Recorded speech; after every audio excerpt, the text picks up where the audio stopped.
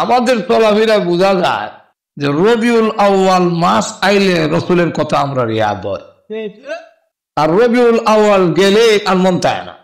আমাদের অবস্থার উপর ভিত্তি করে এক কবি কবিতা বানাইছে, তেমনি কবিতা না। রবিউল আউয়াল আসলে নবী আপনার গুণগান গায়, রবিউল আউয়াল গেলে পরে নবী গো আপনাকে আমরা ভুলে যাই। মিলাদ পড়ি, দরুদ পড়ি, কিয়াম করি, বড় বড় সেমিনার করি, যত্নে জুলুসের মিছিল করি, আরো কত মিষ্টি খাই। মিছিলকারীদের চেহারার দিকে চাইলে পরে দাড়ির বংশ নাই। এই হলো আমাদের বাস্তবতা। প্রথমে আমাদের সিরাতুন নবীর আলোচনা শুরু করার আগে আমাদের জেনে নেওয়া উচিত যে আমাদের নবী বিশ্ব নবী রাহমাতুল আলামিন, তিনি বাৎসরিক নবী নয়, তিনি মাসিক নবী নয় যে মাসে এবং বছরে একবার স্মরণ করলাম। আমাদের নবীকে প্রতিটি মুহূর্তে স্মরণ করার ব্যবস্থা আল্লাহ করে দিয়েছে। নবীকে প্রতিটি মুহূর্তে স্মরণ করার জন্যই আল্লাহ তাকে পাঠিয়েছে। আল্লাহ এক আয়াতে বলেন, ওমা আরসালনা মির রাসূলিন ইল্লা লিয়ুতা'a বিইذনিল্লাহ।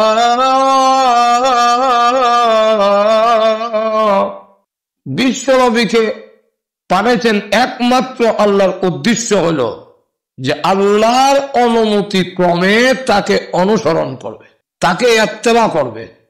এই অনুসরণ করার জন্যেই আল্লাহ তার রসুলকে পাঠাইছেন, আর কোনো কাজের জন্য নয়। আল্লাহ রাব্বুল আলামিন বলতেছেন প্রতিটি মুহূর্তে রসুলকে স্মরণ করবে, রসুলকে অনুসরণ বাদ দিয়ে আমাদের কোনো কাজ ইবাদত হবে না। কিন্তু আমাদের আচার ব্যবহারে, আমাদের চলাফেরা বোঝা যায় যে রবিউল আউয়াল মাস আইলে রসুলের কথা আমরা রিয়াদ হয়, আর রবিউল আউয়াল গেলে আর মন চায় না। আসলে আমাদের নবীকে প্রতিটি মুহূর্তে স্মরণ করার আল্লাহ ব্যবস্থা করে দিয়েছেন নখ কাটা থেকে চুল কাটা। নবীকে আল্লাহ রাব্বুল আলামিন মডেল বানাই দিয়েছেন, নমুনা।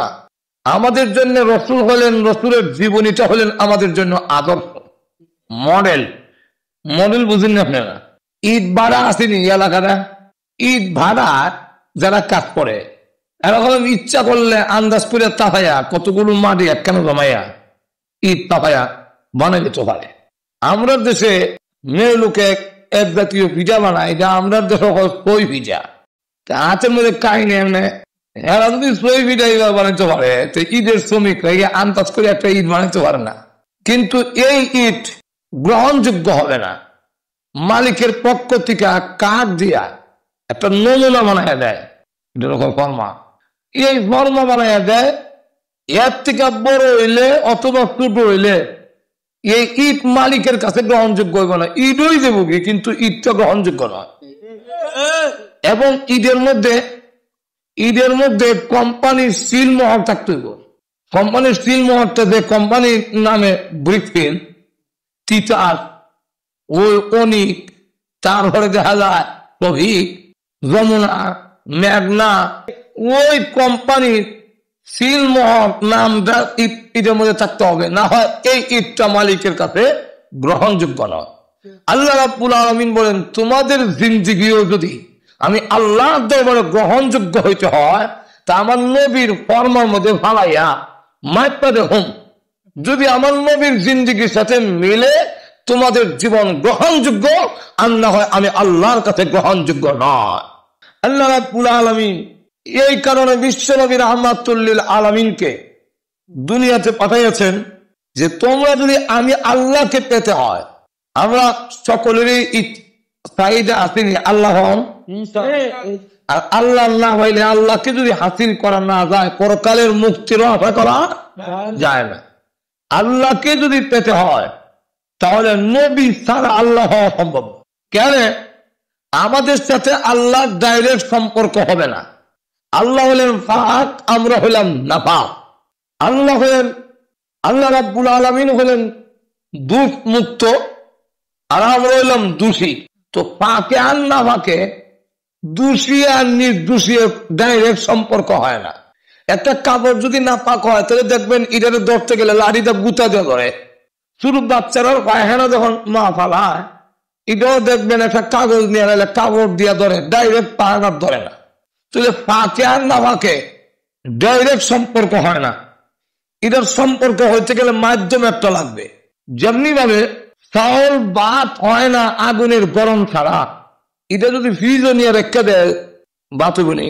আবার আপনার দামান জামাই এসে, আর জামাইয়ের বড় গরম, দেরি হইলে আর খাইতেই না দেবুয়া। তাড়াতাড়ি ভাত অন দরকার, আপনি অর্ডার দিলেন যে ডাইরেক্ট চাউল গুলো আগুন দিয়ে দাও, ভাত হইব তো কি তুইব খালি যাবুয়া। আগুনের গরম ছাড়া চাউল ভাত হয় না, আবার ডাইরেক্ট দিলে ঘুরে যায়। ঠিক আল্লাহ আমরা না পাইলে হইতো না, আবার আমরা ডাইরেক্ট আল্লাহর কাছে যাইতে গেলে হুইরা চালু হমু। তাহলে মাঝখানে একটা মাধ্যম লাগবে। এই মাধ্যমটা আল্লাহর সাথে সম্পর্ক থাকবে, আমাদের সাথে সম্পর্ক থাকবে, এমন একটি মাধ্যম লাগবে। এই কারণে আল্লাহ তার রাসূলকে পাঠাইলেন। আর বিশ্বনবী রাহমাতুল লিল আলামিন, আহলে সুন্নাত ওয়াল জামাতের আকীদা বিশ্বাস, নবীদেরকে নিষ্পাপ মানতে হবে।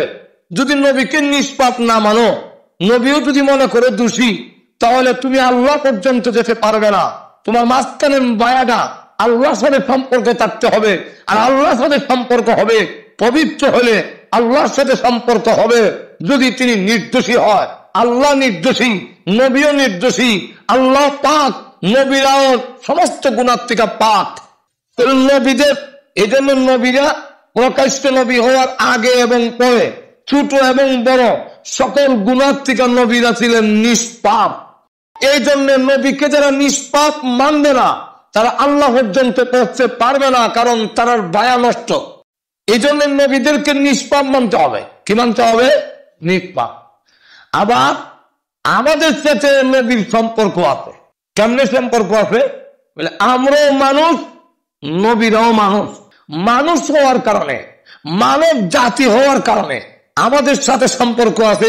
আমরাও মানুষ, উনিও মানব, মানব জাতি। আমরা জাতি হওয়ার কারণে আমাদের সাথে একটা সম্পর্ক আছে।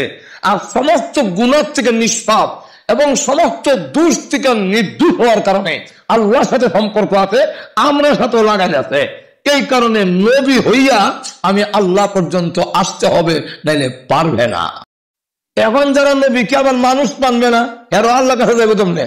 এখন আপনারা হয়তো বলতে পারেন যে নবীকে মানুষ বললে তো আপনি খাদু করে ফেললেন। এটা হলো তার আকলের দোষ। যে নবীরে মানুষ করলে দাম কমে যায়, এটার আকলের দোষ। আরেকজন বলছে না, আমি বলি না, কারণ অত বড় কথা আমার মুখে মানায় না। আরেক বুজুর্গে বলছেন যে বলে নবীরা মানুষ না, আসলে সে নিজেও মানুষ হয়েছে না। আর মানুষ কাকে বলে সে চিনেও না। মানুষ করলে কি দাম কমে? আমরা কি মনে করেন কমে? আল্লাহ নিজে বলছেন, ওয়ালাকাদ কাররামনা বনি আদম। আল্লাহ নিজে বলেন আমি মানব জাতিকে সম্মানিত করেছি। আল্লাহ বলেন সবচেয়ে মানুষ ফেরেশতার চাইতে দামি। আর এখন যে কইব বলে মানুষ করে দাম কমে, তো হ্যাঁ নিজ মানুষ হয়েছে না। মানুষ পেলে দাম কমে না। 2 নম্বর হলো সকল মানুষ এক সমান। মানুষ কইলি যে সব এক সমান। মানুষ কইলে যদি সব সমান হইতো, যে না করে হেও কিন্তু এটা বুঝে, কিন্তু বুঝছেও বুঝে না। মানুষ কইলে যদি সব সমান হয়ে যায়, তাহলে একজন হিসাব কেবলা আর একজন মুরিদ থাকে না, সব হিসাব কেবলা হয়ে যায় না, মানে সব মুরিদ হয়ে যায়।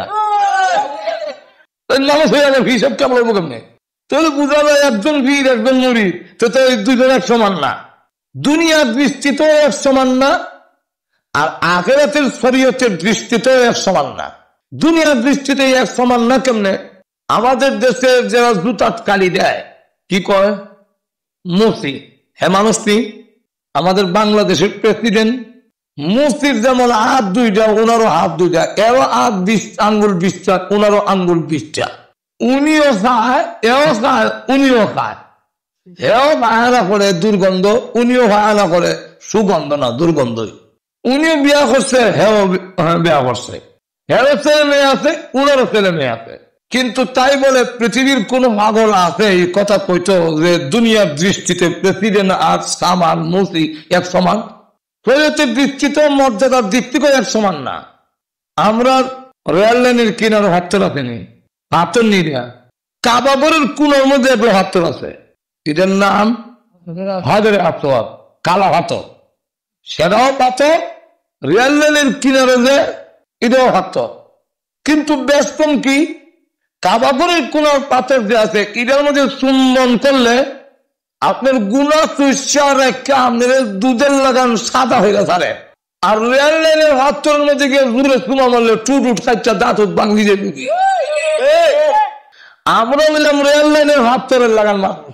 আর নবী মানুষ কিন্তু হযরত আসওয়াদের মতো। নবীর কাছে পাবিষ্টরা গেলে তার গুণা চুষা রেখে পবিত্র করে ফেলে। আর আমরা কাছে আইলে আরো ময়লা লাগতে যাইব। তাহলে বেশি আর দিলাম না, এই দুইটা দৃষ্টান্ত। 3 নম্বর, নবীদেরকে মানুষ করে কেন পাঠাইলেন? যে মানুষকে হেদায়েত করার জন্য মানুষই লাগবে, ফেরেশতা জিন্নাত দিয়ে হবে না। কেন? মানুষের দুঃখ দুর্দশা বুঝতে হইলে মানুষ নবীর দরকার। যেমন আপনি সারাদিন চক্কর লাগাইয়া আইছেন, অক্ষরে আসরের নামাজের সময়, জমাতের সময় সারাদিন খেতে পারছেন না, ফেরে বড় বুক। মসজিদের কাছে আপনার বাসা, বেগম সহ আইনা খাওয়ান দিলেছে, কই মাছ বাজি মূলার সাত করে কাঁচামরিচ ওয়াইনার সামনে তৈছে, এরপরে আধা ফেরো বুক কই মাছের বাজি, আর এদিকে মূলার সাত দেখা মুখের মধ্যে রস উঠে গেছি খাইবার লাগা। এমন সময় শোনা যায় মসজিদের মুয়াজ্জিনে কয় কাত কামরিচ চলা। এখন যদি জিন্নাত অথবা ফেরেশতা নবী হয়, এই তুমি কি করো বলে খাই, বলে কাজ কামড়ে চলা তো আরম্ভ হয়েছে, এক করে সরতে পারতো না, কে খাওয়া বুঝলে বুক লাগছে, বুক কিটা বুক কারে করে, ফেরেশতা বুক বুঝবে না। নবী আমাদের জাতি হওয়ার কারণে বুক লাগলে যে কি কষ্ট হয় এটা নবী বুঝেন। এই কারণে আল্লাহ নবী বলছেন যদি জমাত শুরু হয়ে যায় তোমারও খাওয়ান সামনে হেঁটে বুক, তাহলে খাওয়ান রে নামাজ বানাও, নামাজ রে খাওয়ান বানাইও না। নামাজ আবার খাওয়ান বানায় কেমনে? এখন যদি ফেটের বুক থইয়া ওই তোর দেখে নামাজও ভালো হয় তো নিয়ত বাইন্দা ইমাম হিসেবে যদি সূরায়ে কাউসারও পড়ে আপনার কাছে মনে হইব যে সূরা বাকারা পড়তে আপনি, যেহেতু ফেটের বুক। ইমাম সাহেব যদি বলে 3 বার সুবহান রাব্বিয়াল আলা, আপনার কাছে মনে হইব যে 11 বার করে পড়তে পা শেষ হইতো না নামাজ। আলহামদুলিল্লাহ রাব্বিল আলামিন, আর আপনি কই মাসুদ দেখে কি করে ইহদিনাস সিরাতাল মুস্তাকিম মুলা সাহ আছে। এইভাবে দেখা যাইব আল্লাহর কুদরতি কম্পিউটার দিয়ে যদি আপনার নামাজটার উঠায়, ভিতরে সব উঠায়, তো দেখা যাইব আলহামদুলিল্লাহর ভাগে ভাগে তাহলে খাওয়ানোর কথা। তখন নামাজ থাকতো না, খাওয়ান হয়ে যাবো কি সারা নামাজের ভিতরে আমরা খালি খাওয়ান খাওয়ান খাওয়ান। এই জন্য আল্লাহ নবী বলছেন খাওয়ান দিয়ে নামাজ বানাও। অর্থাৎ মুখে মুখ না দিয়া আপনি বলেন এই জিব্বা তাড়াতাড়ি গিল, তাড়াতাড়ি এইভাবে যখন জমাতে লুকমার ফাঁকে ফাঁকে বারবার নামাজ বলবেন তখন আপনার খাওয়ানদার নামাজ হয়ে যাবে।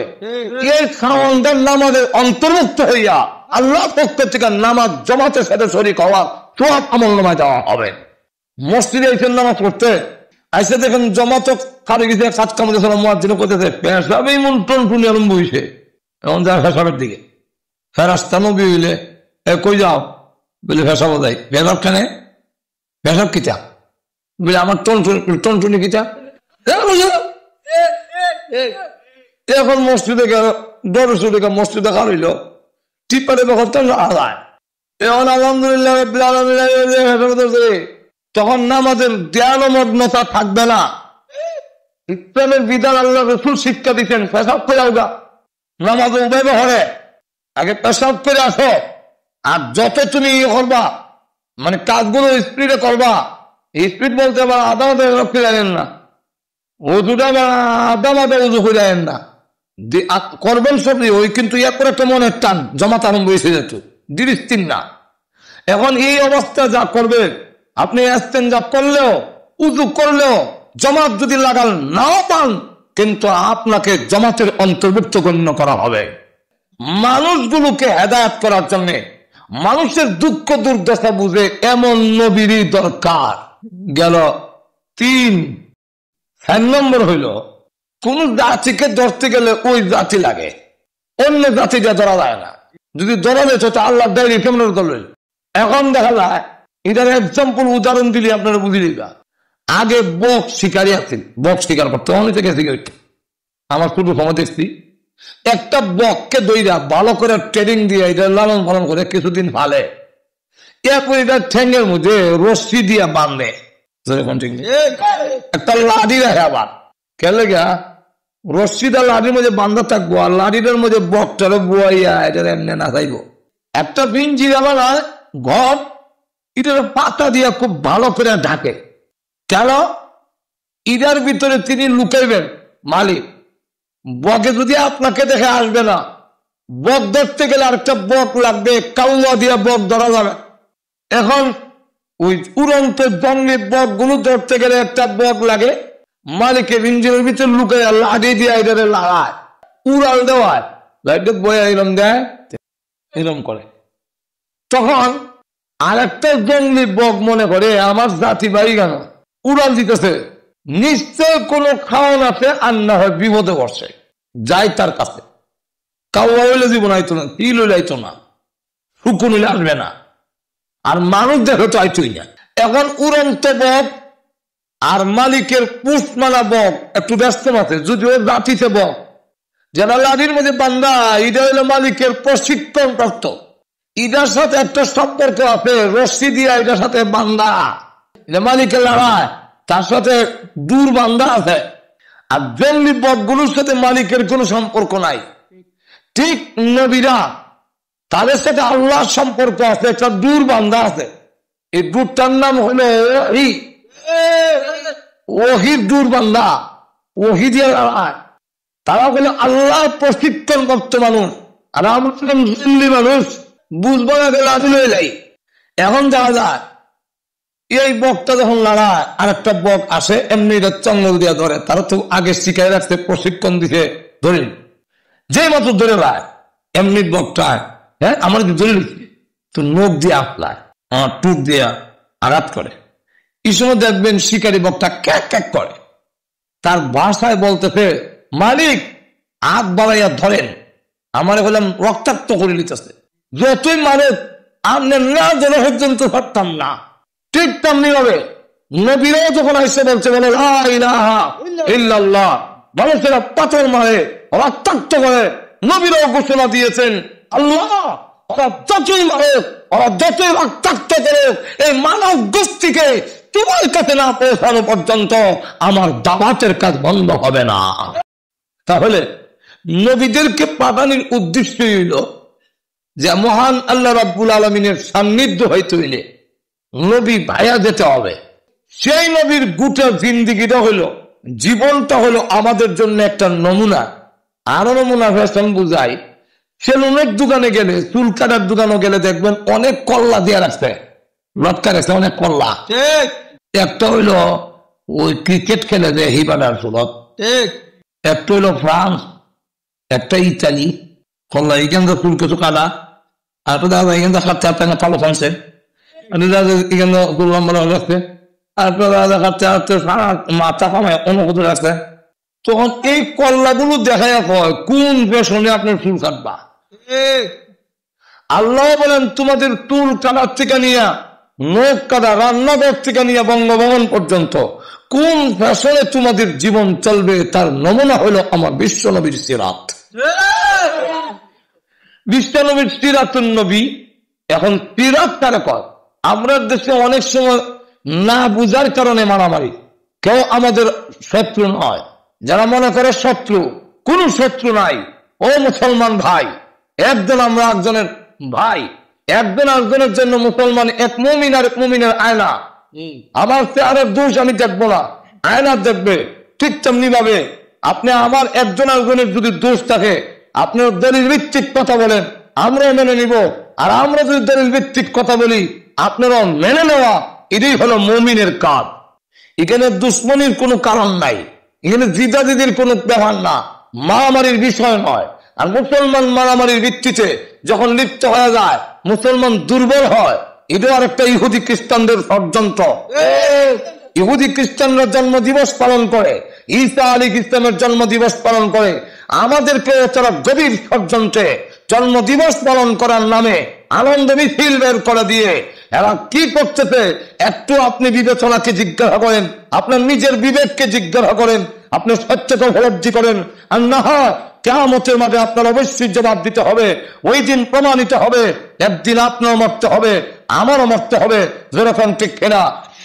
আপনি কাদেরকে অনুসরণ করছেন, কোথায় যাচ্ছেন? আপনি খ্রিস্টানরা তারা বড়দিন পালন করে, তারা ওই জন্ম দিবস ঈসা ইসলামের জন্ম দিবস পালন করে, কিন্তু এইগুলা পালন করতে যাতে না পারে, আল্লাহ ইচ্ছা করলে বিশ্বনবীকে রবিউল আউয়াল মাসে পাঠাইছেন, মাহে রমজানে নিতে পারতেন, মাহে রমজানে নিলেন না কেন?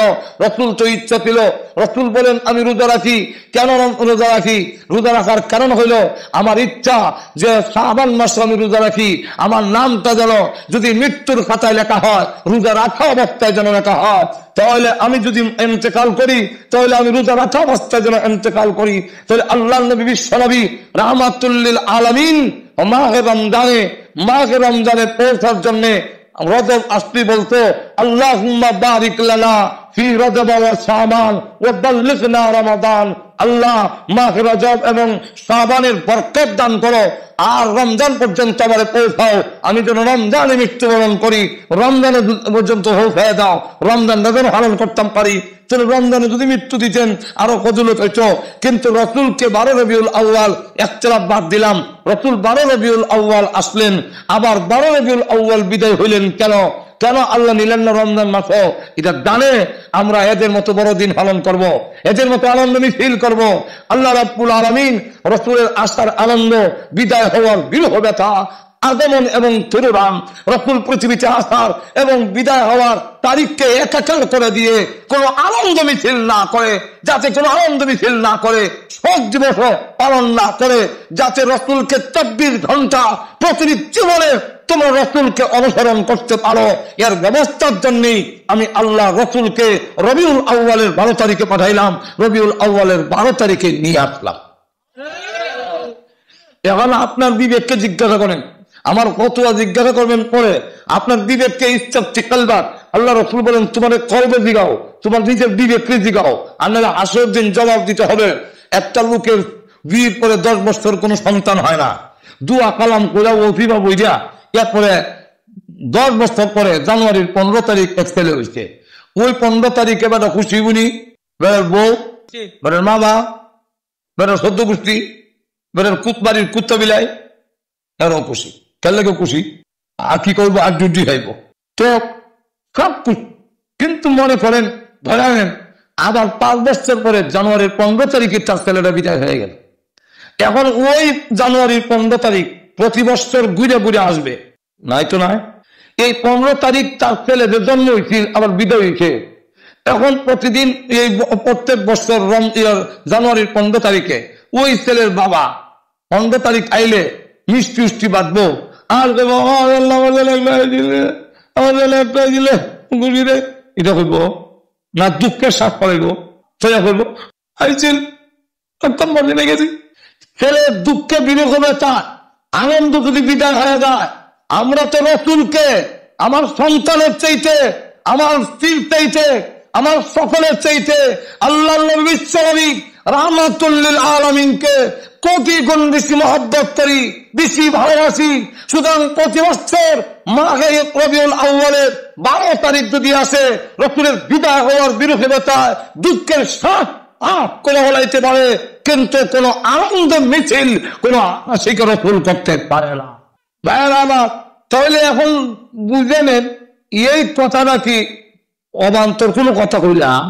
আজকে আমার কথা বাদ দিলে, আমার কথা আপনারা মানলেন না, বেশি সময় লম্বা করতাম না। এবার বলেন আমার কথা বাদ দিলেন, আমাদের সকলের চাইতে আবু বকর সিদ্দিক রসুলের আশিক বেশি না কম? উমর, ওসমান, আলী, হাসান হুসাইন, সকলেই বেশি, ঠিক না? তো রাসূল পৃথিবী থেকে বিদায় হওয়ার পরে 30টি বছর পরিপূর্ণ কোরআন সুন্নাহর শাসন ছিল। খেলাফতে রাশেদা, এদের কিতাব হয়েছে, কোন খলিফা কি কি কাজ করছেন সবগুলো লিপিবদ্ধ আছে, তাদের জীবনী লেখা আছে। খেলাফতে রাশেদার একটা কিতাবই আছে, ওইটা গিয়ে দেখেন। এই 30 বছরের ভিতরে 30টা আনন্দ মিছিল কোরআনের কথা, কারণ আরো বড় আছে। এই 30 বছরের ভিতরে আবু বকর সিদ্দিক রাদিয়াল্লাহু আনহু 2টা রবিউল আউয়াল 12 রবিউল আউয়াল হয়েছেন, হযরত উমর হয়েছেন 10টা। তাহলে 30 বছরের ভিতরে আবু বকর সিদ্দিক রাদিয়াল্লাহু আনহুর নেতৃত্বে, হযরত আলীর নেতৃত্বে, হযরত উসমান রাদিয়াল্লাহু আনহুর নেতৃত্বে, হযরত হাসান হুসাইনের নেতৃত্বে 30 বছরের ভিতরে একটা আনন্দ মিছিল হয়েছে বলে কোন ডকুমেন্ট, কোন প্রমাণ আপনারা দেন? দেখাইতে পারবো?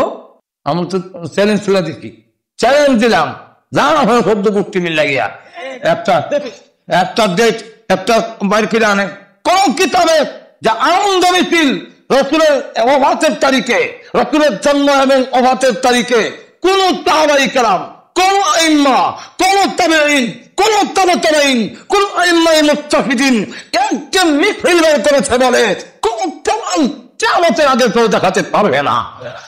তাহলে এবার বলেন, এই সত্য কথাটা হইলে আমরা আঘাত লাগানোর কথা না, এরকম ঠিক কিনা? আল্লাহ নিজে বলছেন, আমার কথা না। يَعْلَمُونَ ظَاهِرًا مِنَ الْحَيَاةِ الدُّنْيَا وَهُمْ عَنِ الْآخِرَةِ هُمْ غَافِلُونَ।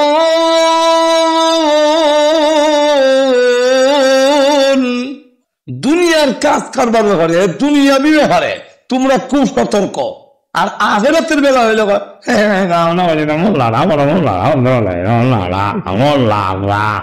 এটা আমরা হালাই দিয়া যাই।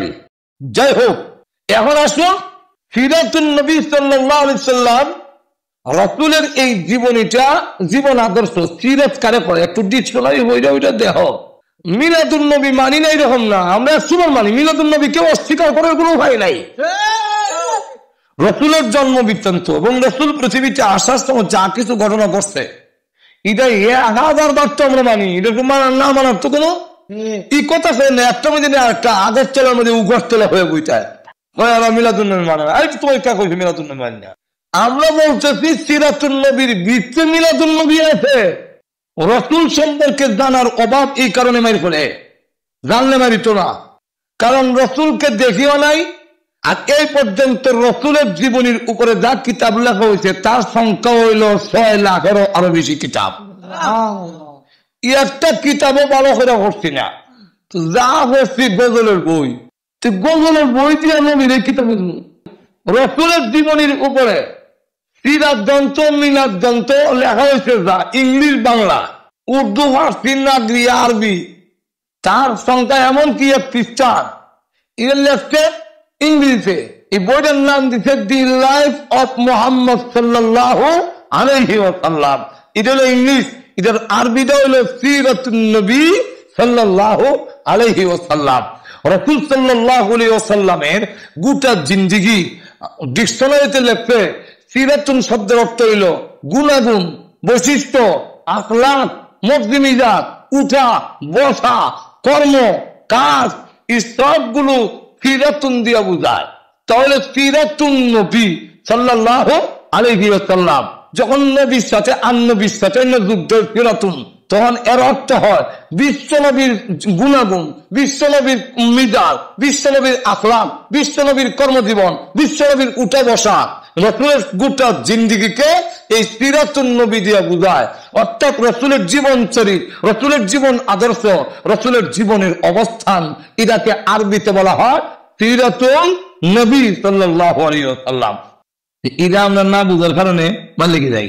প্রিয় শ্রোতা, মাস্টার পয়েন্ট টিউব চ্যানেলটি সাবস্ক্রাইব করে বেল আইকনটি প্রেস করে রাখুন, কারণ সামনে আরো গুরুত্বপূর্ণ ওয়াজ নয়েজ মুক্ত উন্নত সাউন্ডে আপলোড করা হবে ইনশাল্লাহ। 7 অন্ধ গেছে হাতি দেখতো, 7 কানা। আচ্ছা, কানা হাতি দেখবো কমনে? চোখই দেখে না, আতাইব কিতা করবো? তো 7 অন্ধ কানা আতাইয়া একখান বইয়া কয় কেমন দেখলে রে, কেমন দেখলে? তখন কয় দেখছি দেখার মতো। কেমন দেখার মতো দেখছো? কয় একমাত্র আমি দেখছি। চোখই দেখে না, আর কয় একমাত্র। তো কিরম দেখছো? রশ্মির মতো। আসলে কি হাতির রশ্মির মতো? তো রশ্মি বুঝে গেল গিয়া হ্যাঁ হাতির লেজও ঢুকে আইছে। আর তুই তো পাগল, তুই কি দেখছো? দেখলে একমাত্র আমি দেখছি। কিরম দেখছো? ফিলারের মতো। হাতি কি ফিলারের মতো? তুই ফিলারের মতো সেখানে হাতির ভাও ধরে ঠেঙ্গ ধরে আইছে। আর ছাগল, তুই কি দেখছো? দেখলে একমাত্র আমি দেখছি। একমাত্র লাগাইয়া কয় কিতা দেখছো? বিলের দেওয়ালের মতো। হাতি কি দেওয়ালের মতো?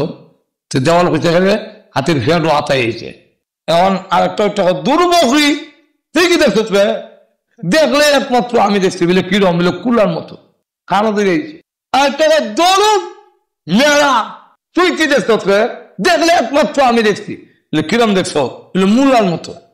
হাতি কি মূলার মতো? হ্যাঁ মূলা হয়েছে গেলে হাতির দাঁত দুনিয়া ঘটছে। আর দুম্বা, তুই কি দেখছো? একমাত্র আমি দেখছি। এ আবার একমাত্র লাগা দেখো কিতা দেখছ? বলে কলার ছুরির মতো। আপনি কি কলার ছুরির মতো? কলার ছুরি কে লেগে হয়েছে চুলের মধ্যে আতাই। এই নিয়ে লাগলো মারামারি। কারণ সাত অন্ধের কাছে লাঠি আছে, লাঠিলে কাছে আর বাইর যাওয়া লাগে না। শুরু হয়েছে মারামারি। একটা ট্যাং ভেঙে দিয়েছে, একটা হাত ভেঙে দিয়েছে, একটা নাক ভেঙে দিয়েছে, একটা দাঁত ফালাই দিয়েছে, একটা কল্লা হালে দিয়েছে। সব কইরা এখন দেখা গেল যে আহত মারাত্মক।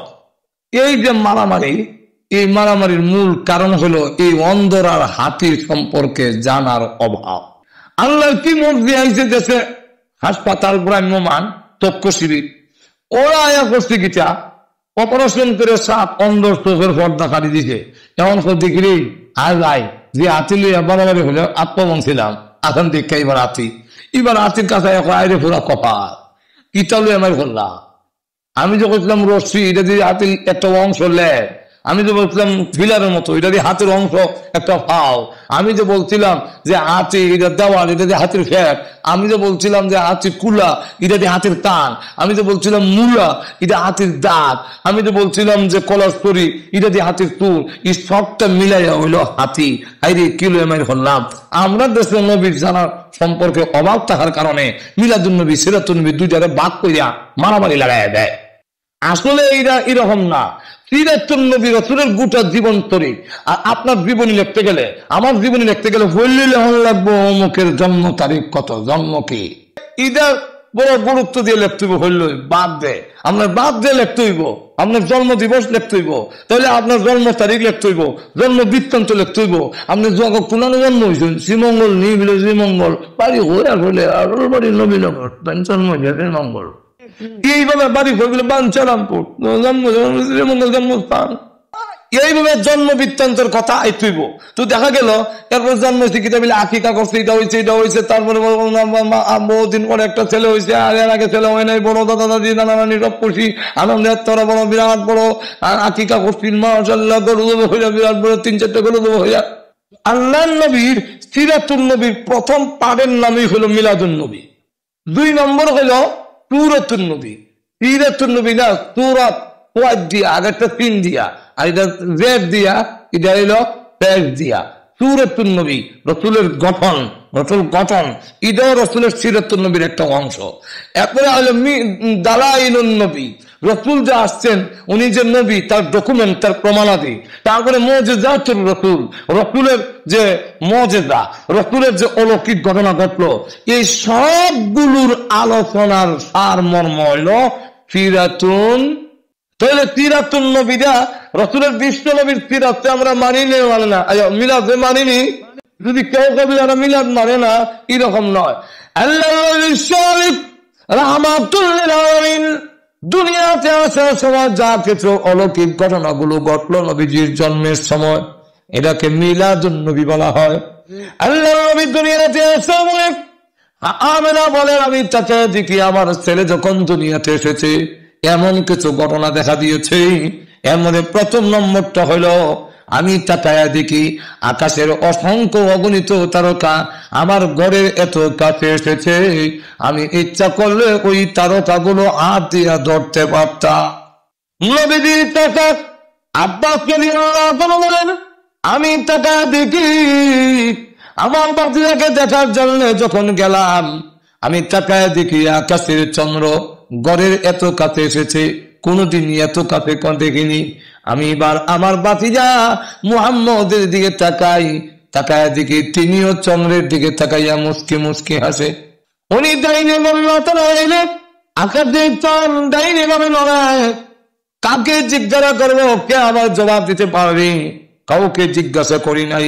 ইসলাম ধর্ম গ্রহণ করার পরে আল্লাহর নবীকে ডাইরেক্ট জিজ্ঞাসা করলাম, ইয়া রাসূলুল্লাহ, ইয়া হাবিবাল্লাহ, আপনি যেদিন দুনিয়াতে আসবেন ওই দিন দেখা গেল আকাশের চন্দ্র এত কাছে কেন আসছিল?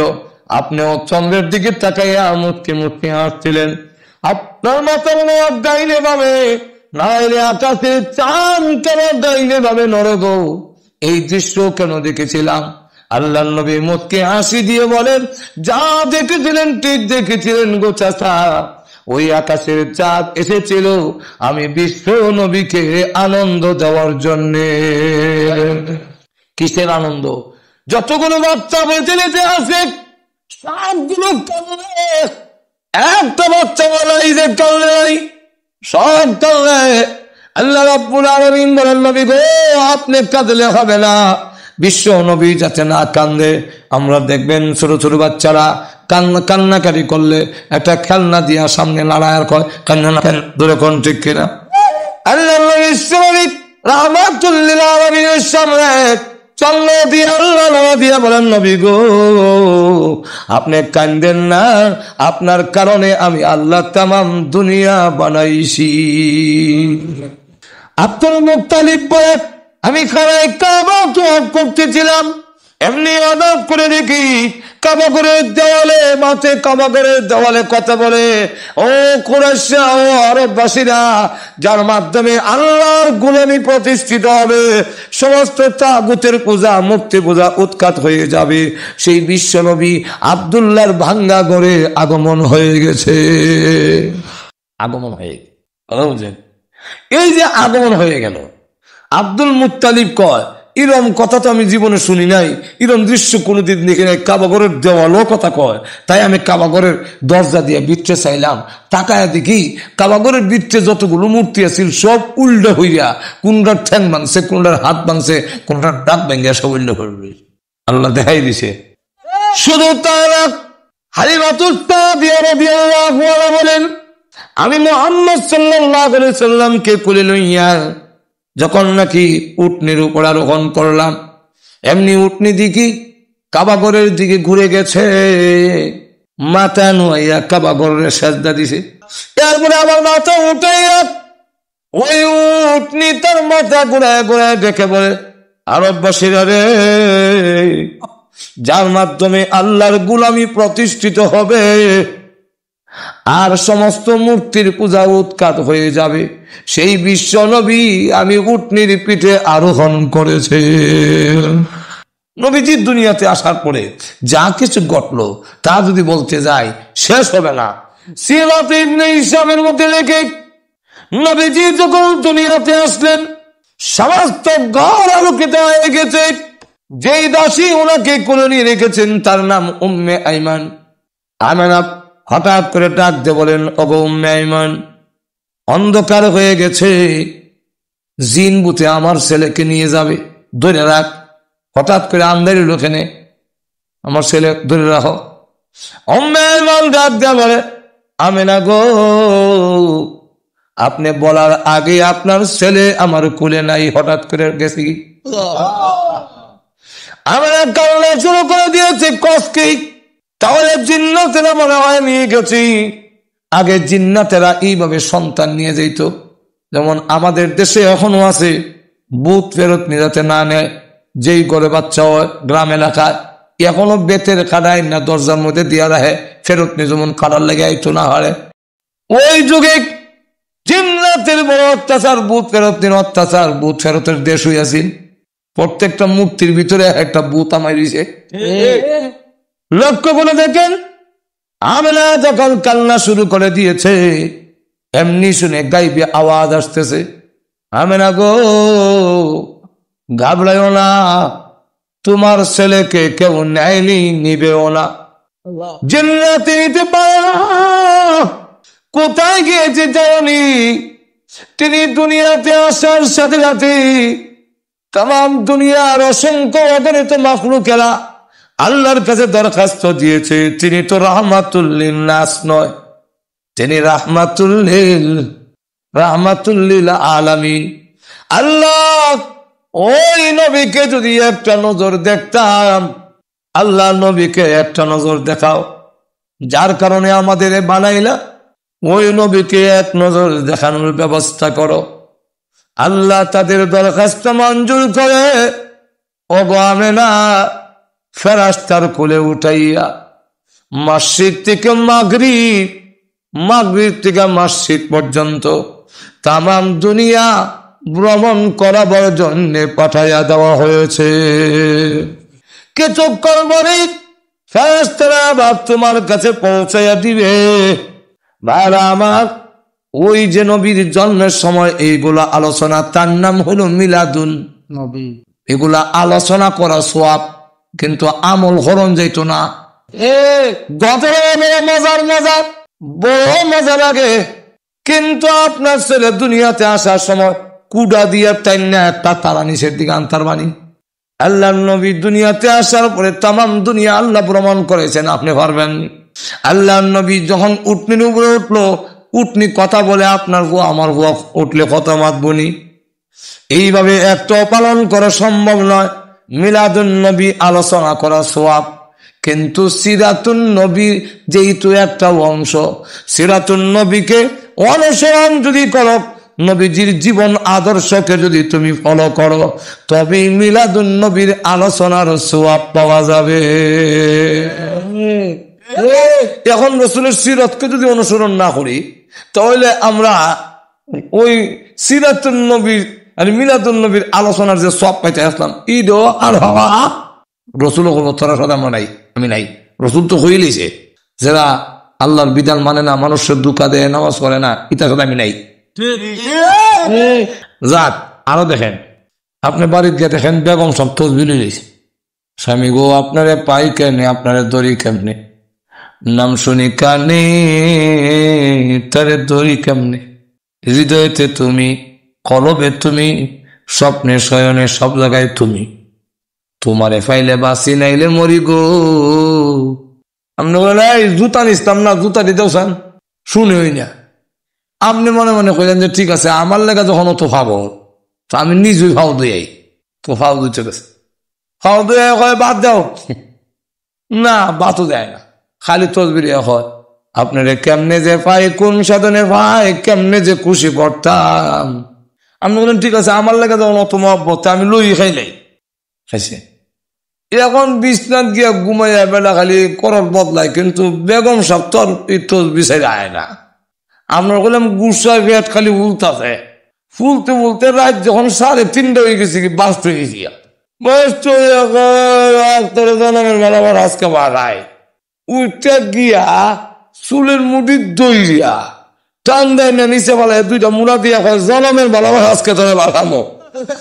তাইলে আমার লেগে মাগল দেওয়া না, কিন্তু যা হয় একটু না, এর নাম মাগল দেওয়া না।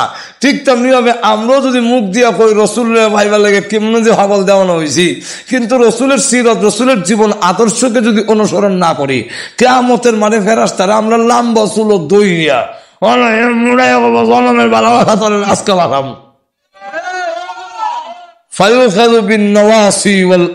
চুলের মুড়ির ধরব।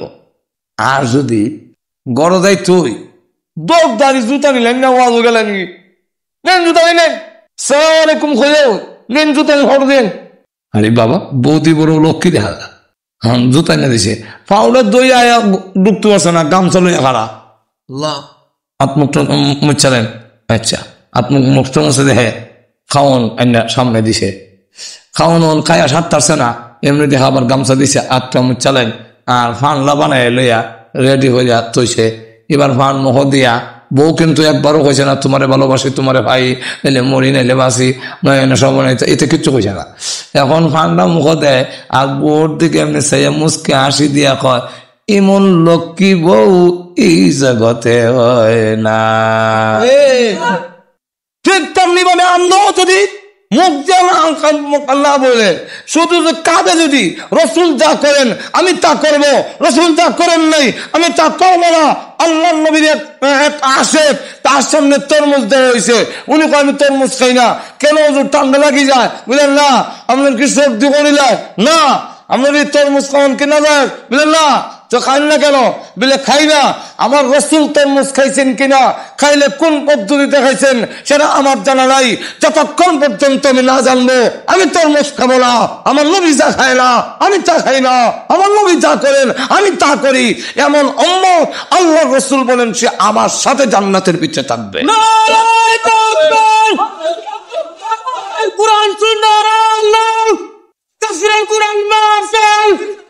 এই জন্য আল্লাহ রাব্বুল আলামিন বলেন মডেল বানাই দিছি হযরত ওমর রাদিয়াল্লাহু আনহু। তিনি যখন দেখা যায় রাষ্ট্রপ্রধান হওয়ার পরও শুকনা রুটি জাইতুনের তেল দিয়ে খায়, তো কেউ কইতো সাহস পায় না। পাঠাইছে হযরত হাফসা রাদিয়াল্লাহু আনহাকে, বলে আপনার আব্বা যখন আপনি একটু কইন রুটি গোস্ত দিয়ে খাইবেন লাগিয়া, গমের রুটি খাইতো, জবের রুটিটা খাইয়া হয় না। তো উনি সাহস করে গিয়া আব্বা এই জৈতুনের তেল দিয়ে রুটি খাইলে তো ওটা খাওয়া যায়, রাস্তা নষ্ট হয়ে যাবো কি, দেশ চালাইতে গেলে শক্তির দরকার, তো একটু গোস্ত রুটি দিয়ে খাইলে। উনি তখন কান্দা আরম্ভ করছে।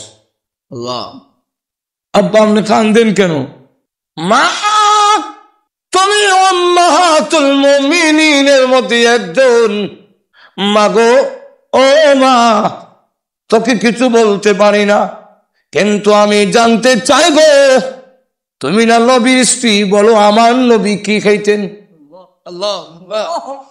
আম্মা জান হাসতে বলে আল্লাহর নবীকে জৈতুনের তেল দিয়া রুটি খাইতে আমি দেখেছি। হযরত ওমর রাদিয়াল্লাহু আনহু বলেন শুনে রাখো, আমি শুধু কঙ্কাল করে আল্লাহর কসম করে বলি প্রাণ যদি আমার চলেও যায় তথাপি নবীর সুন্নত থেকে 1 ইঞ্চি আমি নড়ব না। আমার যদি বুঝে নাও ধরে নবীর তরিকার সামনে আমি মাথা নত করি লাই। প্রিয় শ্রোতা, ওয়াজটির সাউন্ড এডিট করেছে মাস্টার পয়েন্ট টিউব। চ্যানেলটি সাবস্ক্রাইব করে আমাদের সাথেই থাকুন। কাবাগরের পাথরের সামনে দাঁড়িয়ে বলেন রে পাথর, জীবনে কত পাথরের সামনে গাছের সামনে মাথা নোয়াইছি, কিন্তু ইসলাম গ্রহণ করার সময় ঘোষণা দিয়েছি সম্মান দেখাবার জন্য কোনো পাথরের সামনে গাছের সামনে মাথা নোয়াইব না। তোমার সামনে মাথা সম্মান দেখাবার জন্য পাথরের সামনে মাথা নোয়াইলে এটা পাথর পূজা হয়, গাছের সামনে মাথা নোয়াইলে গাছ পূজা হয়। যদি মূর্তির সামনে সম্মান দেখাবে লাগে মাথা নোয়ায় মূর্তি পূজা হয়।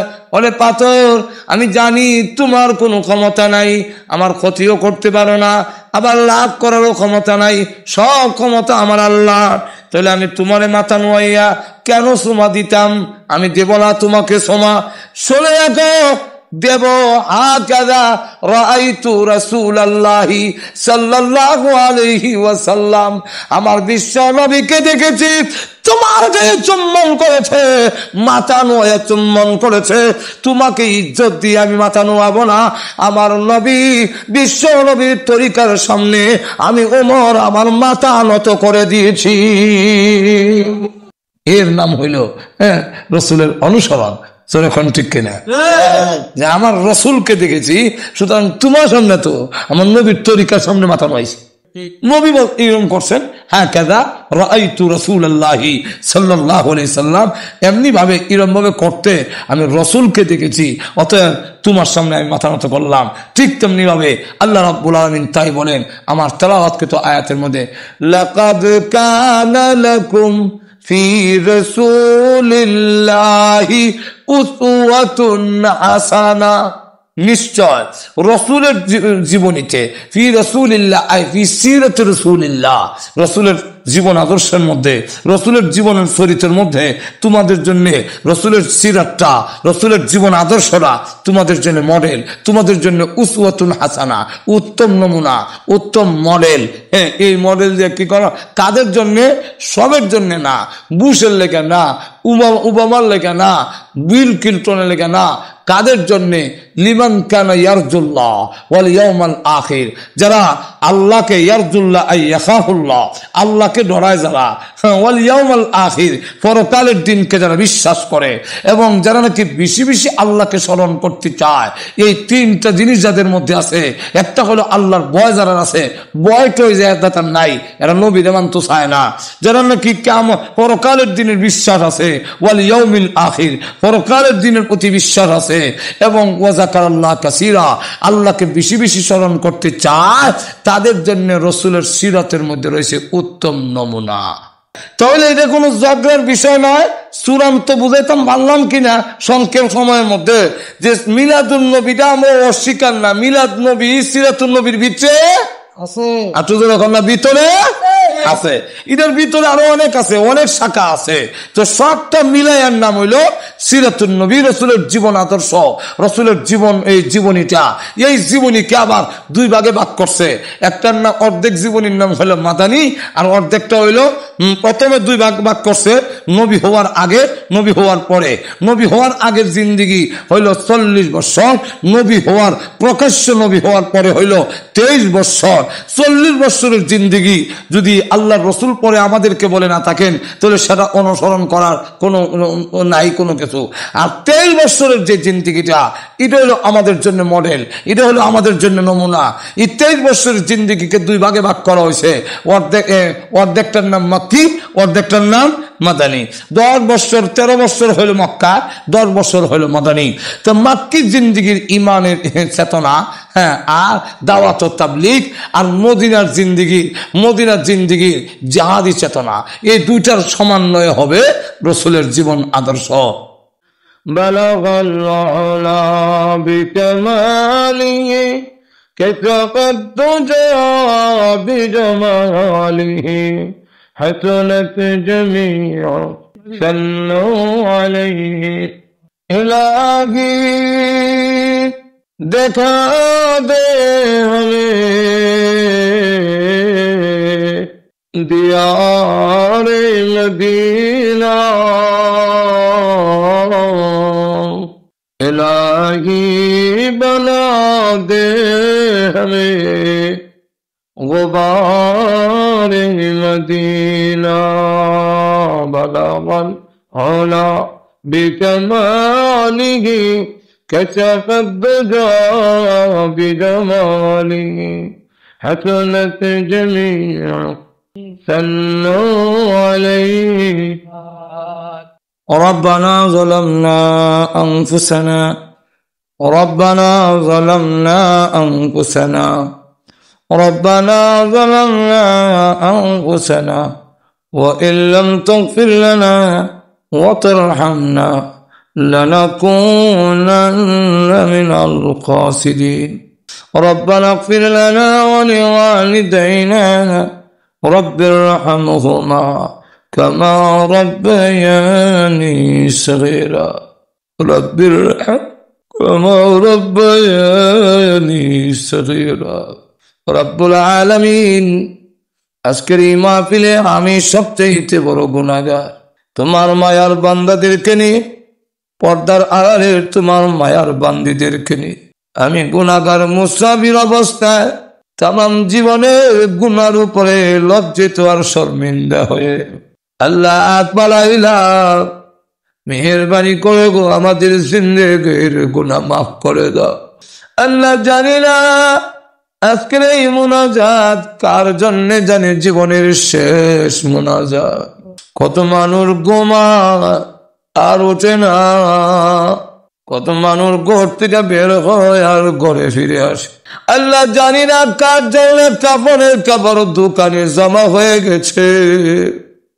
আল্লাহ মৃত্যু আসার আগে আগে মেহেরবানি করে জিন্দেগির গুনাহ মাফ করে দাও রব্বুল আলামিন। আল্লাহ প্রভু হে, আমরা যে যে উদ্দেশ্যে তুলেছি প্রত্যেকের নেক আশা পূরণ করে দাও। আমাদের মধ্যে যারা অসুস্থ আছেন সেবা করে দাও। আল্লাহ অনেকে বিমারের জন্য দোয়া চাইছে, আল্লাহ তুমি মেহেরবানি করে সেবা করে দাও। আল্লাহ সকল অসুস্থকে তুমি সুস্থ করে দাও। আল্লাহ আমাদের সন্তানগুলোকে নামাজি দিনদার বানায়া দাও। আল্লাহ আমাদের যাদের সন্তান নাই নেককার সন্তান দান করো। আয় আল্লাহ আমাদের স্বামী স্ত্রীর মধ্যে মিল মহব্বত বাড়ায়া দাও। আল্লাহ আজকের এই মাহফিলের আয়োজন যারা করেছেন শোনার জন্য যারা এসেছেন, টাকা দিয়া পয়সা দিয়া বুদ্ধি দিয়া যারা সাহায্য করেছেন, সকলের জন্য এই মাহফিল নাজাতের ওসিলা বানায়া দাও রব্বুল আলামিন। প্রভু হে, আমাদের পক্ষ থেকে লাখ কোটি দুরূদ আর সালাম সোনার মদিনা পৌঁছায়া আল্লাহ যত মুমিন মুমিনাত কবরে ঘুমাইয়াছেন সকলের কবরের আযাব মাফ করে দাও। আল্লাহ আমরা আজ বানাইলাম জানি না গো কারমালাই কারাবালা, আল্লাহ মার কথা বলতে পারি না, কত লাথি মার কলিজায় মেরেছি, কত রাত্রি কেন আমি মাকে ঘুমাইতে দেই নাই। আল্লাহ এক মাস বাড়ি চলে গেলে আমার মা ঘন ঘন সংবাদ পাঠাইত, আমার ছেলেরে কইও একটা নজর আমাকে দেখার। আল্লাহ মা বিদায় হওয়ার পরে বছরের পর বিশ্বর বাড়িতে না গেলেও আর কেউ সংবাদ পাঠায় না। আল্লাহ ওই মা যাদের নাই গো, আল্লাহ মার কবরে আযাব দিও না, আল্লাহ মার কবরে আযাব দিও। রব্বুল আলামিন আপনাদের আল্লাহ ভালো জিনিস খাইলেন না, ভালো কাপড় পরলেন না, টাকা খরচ হয়ে যাবে, সবকিছু রেখে দিয়ে শূন্য হাতে ওই গোরস্থানের বাঙ্গা কবরে ঘুমিয়ে আছে।